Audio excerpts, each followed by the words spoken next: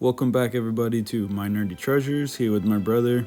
What's going on, everyone? This is Sam. This is Jay here, and today we're going to be reviewing the Figma Deluxe Tears of the Kingdom link, and we are so excited to get this guy reviewed. He was one of our most anticipated figures of the year, and this is, I think, maybe going to be very hard to beat. I don't know, probably end of the year we'll do like a top 5, top 10 type of thing. And it's definitely also, just wanted to point out, one of the figures, characters that most deserves this this glow up as far as being made as a top tier figure for collectors. He's so iconic, so much history behind him. Here we can see the box and how beautiful it is. The time and the energy spent on it, you can actually really perceive it through this box.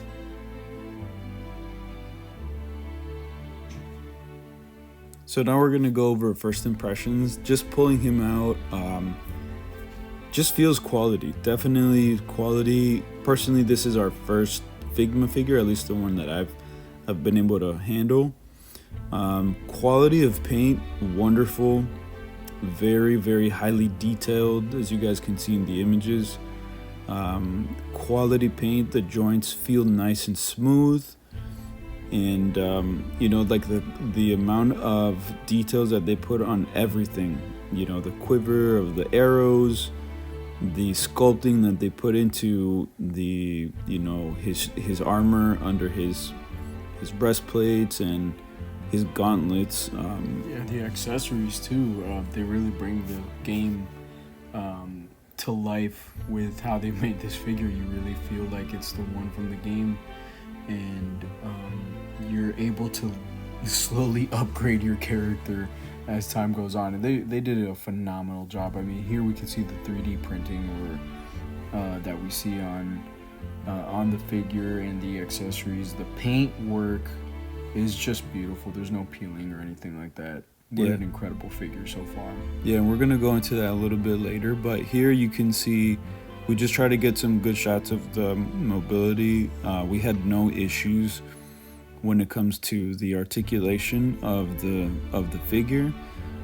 What I will say, and we'll show you a little bit later, he comes with an accessory that's like a cape that you can add. It's very easy to just pull out the head, put the pin of the cape back into his back, that peg hole you see there right under his hair.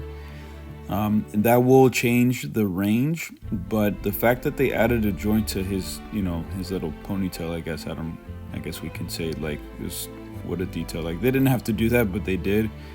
The range on his arms, really good. The one thing I will say is that I do wish that his butterfly joints were maybe allowed you to cross his arms over a little bit better. You can see that you do get a good range, and we'll give you some example of some shots with like bows and arrows and like with the sword. But as far as range and mobility, you can see him pulling back there, and the double joints in the elbows, and the mobility is good, definitely good. But I do wish that butterfly joint was a little bit higher.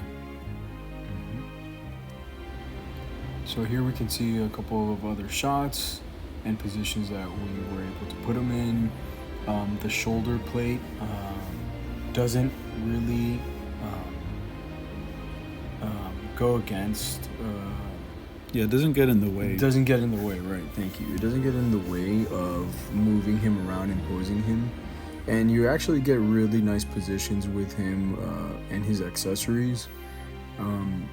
Here we can see a little bit of that thoracic area of how you're going to be able to just kind of bend him over, and he's very versatile as far as being able to pose him, including or with having so much stuff on him, right? All the armor, you're still able to get so much out of this figure. Yeah, like that skirt piece, the chainmail, I guess we can say, is like a soft plastic, so it doesn't get in the way of the figure. As far as like bending or ducking or anything like that, you can see that he does, I guess, the Van Damme, the splits. pretty as much as you're gonna ever need. Like we know, really is not much of a kicker, I guess we can say. But he can basically get into any position that you might need him to. This is him kicking forward, and I did record something that happened to me personally. So if you see his right leg pushing forward, it doesn't have any issues. His back, the leg that's bent backwards, has no problems either. But there's a peg hole. There's a piece that goes to the skirt this fell off, and this is glued. This goes into a little peg that's under the belts that you can see on the images. And as soon as we bent that forward, it fell off, and it was easy to put back with some glue there. So now we're going to take a look at some of the accessories that he comes with. So this is what the original figure came out, the first release. Just its basic accessories, the shield, iconic. I love it. They really hold nothing back in giving you the details that each one of these accessories come with and how they look like. They're very authentic to what the character is, especially in the game, obviously, in this iteration of Link. So here we have the sheath to his sword. And again, they didn't really paint it. They actually made it. Yeah, they molded it. Yeah, they molded the sheath. So it really brings it to life. Here's the cloak or cape that my brother was talking about. I like it. Pretty authentic to how it works in the game. It doesn't really get in the way at all. Some capes do. This one honestly doesn't get in the way of posing the neck or how the figure looks. So now we're going to take a look at the sword. What do you think, John? Yeah, this Master Sword is incredible. The paint, the detail, it feels good. I would say if you guys are going to, let's say, keep it in the back, in the sheath, just be careful because it doesn't pop in, right? Like you're going to slide it in. It slides in well. It holds its position. But like if you tip him over, you're going to definitely hear... you're gonna the sword is gonna fall out like very easily, and you could easily mess up like the tip or the sides or anything of the sword if you're not careful. So we just wanted to show you what the accessories look like on once we kind of put them on. We swapped out a couple of hands there, and you'll see him holding the sword here. They hold no problem. Some people have been saying that holding the shield or getting it on there, it kind of falls apart on them. I didn't have that experience at all. He holds it really, really well. Also, the sword, one of the most annoying things in a figure is the difficulty of getting his accessories on, and especially like the swords or the lightsabers as far as Star Wars goes, or other characters that have swords. This one we didn't have a lot of trouble. It's pretty smooth, and he also grips it well. Yeah, there's the hands that he comes with in a nice like little rack. One thing that I wanted to say that I wish they would have put in like a proper fist for his right hand, right? The one that has the special powers, right? What I would say is the second hand that you see. So the first one is the gripping hand for like a sword. The second one was the ones for, let's say, bow and arrow, and the last one on the left was the hand he puts, like to point his arrow. You can use the right hand's fist that he holds the arrow like a fist, because if nobody says anything, you're not going to notice the difference. But I do wish that they would have included it, with the figure. Well, and also if you're a person that likes to take photos of your figure, it makes it a lot more simple to actually have the fist. Yeah. And not to kind of like angle everything perfectly so it looks like a fist. The second arm that you see here is an accessory that works really well. It bends much better than the arm that it comes out of the package with, because he doesn't have a glove. So the glove sometimes gets in the way if you're trying to bend it, right? But in this case, since there is no glove, then you can see that it's very easy to pose, and it bends really well. Yeah, and also as far as posing, you're not going to see all these accessories fall. everything holds in place. And as far as the arrow goes, the joints, you're not gonna have his arms falling down or the wrists not being able to hold the weight of his weapons. Yeah, and we just saw the stand that it comes with in the instructions. Guys, read the instructions. It really helps. Or watch a YouTube video. Here we're getting into the deluxe accessories that it comes with. So you see the rocket that you can, find in the game, the other shield, and the blast effect that comes out of the rocket pegs right into the end of it. And like these relics are really, really cool. If you'll notice, there's a peg on the rocket. You can pop out the shield's center and put the rocket there, and we'll show you how that looks. Here you can see like the rock fused with, like the stick, and then, how you can fuse that in the game. And then the portal that you can open through the floor. Like this is stuff that... How many poses can you possibly do? Like, I mean, it gives you endless possibilities. Honestly. It really does. Such depth to this figure. It's, I don't know, man. Is it too early to say it's one of the best, or if not the best figure? It's going to be hard to beat. Of the year? It's going to be hard to beat. Yeah.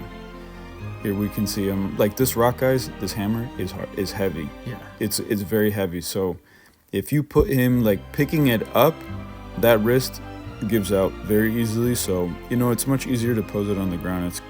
I guess that's what the point of it is.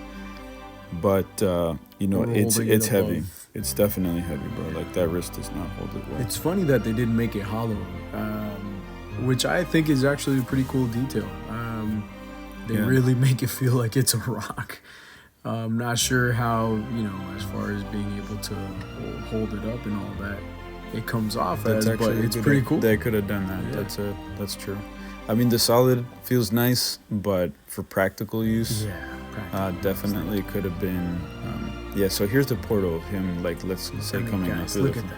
How beautiful is that? And this is the coolest accessory, in my opinion, here, I think. It's John's favorite. Mine is still Arrow, but this is out of this world. So there's a couple additional shots. It feels really nice. Paint is incredible. Again, like, they don't, like John Hammond says in Jurassic Park, they spared no expense. Yeah. They really went for every single detail. For people that really love the game and Link, this is a no-brainer, honestly. Yeah, I think this is a love letter to the fans, honestly, of this figure and of the franchise. I mean, what an incredible job. I would say the only thing to watch out for the glider are the strings you see in the back. They're pretty brittle and thin, so you could, it's pretty easy you might break them. So just to keep an eye out for that.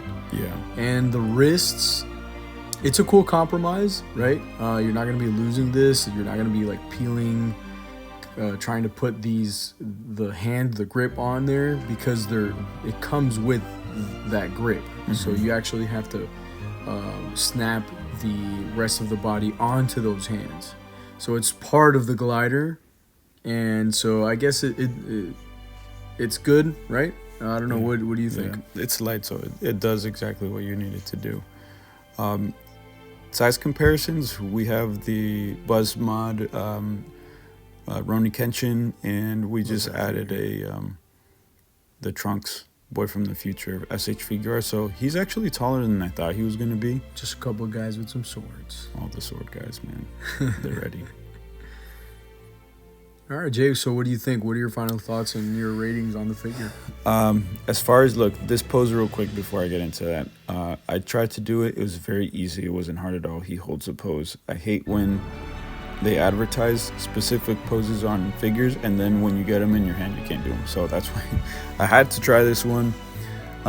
This figure, man, I would say like 9.5, man. Like that, the missing the fist really, I feel like that was a missed opportunity. I wish that they would have added it. I don't need it. He doesn't punch, but it's just, I guess maybe like me being a completionist of like having everything symmetrical. I think that just kind of gets to me. But accessories, paint, quality, like this figure is going to be difficult to find in the, maybe like those people that scalp others. Unfortunately, that's gonna happen. Hopefully you guys were able to pick one up. It's a 9.5 out of 10 for me. And anyone that loves Link, I think the base model, the base figure would be good. If you love the game, I don't know. I think the deluxe version is like the way to go, honestly. I mean, in my opinion, this is top tier. I would give it a 9.8 out of 10. Just because, yeah, sometimes you need the fists. I wouldn't knock a whole half a point off of it. They really concentrated on giving you an exact replica of making this this character come alive. The paint, the color grades, the application that they put on is not cheap at all. We're talking about the figure's joints work really well. It's not a loose figure. You don't have pieces falling off. And as far as the accessories, 10 out of 10, man. I love this figure. So here's a couple of poses that we're going to look at. And guys, we hope you like this video. What do you think, John? Yeah, man. Hope to see you guys again. Anything else that you guys want us to review, let us know. Thanks for watching. And yeah, don't forget to like and subscribe. And leave a comment, man. Tell us what you guys think and what you guys would like for us to review next. See you on the next one.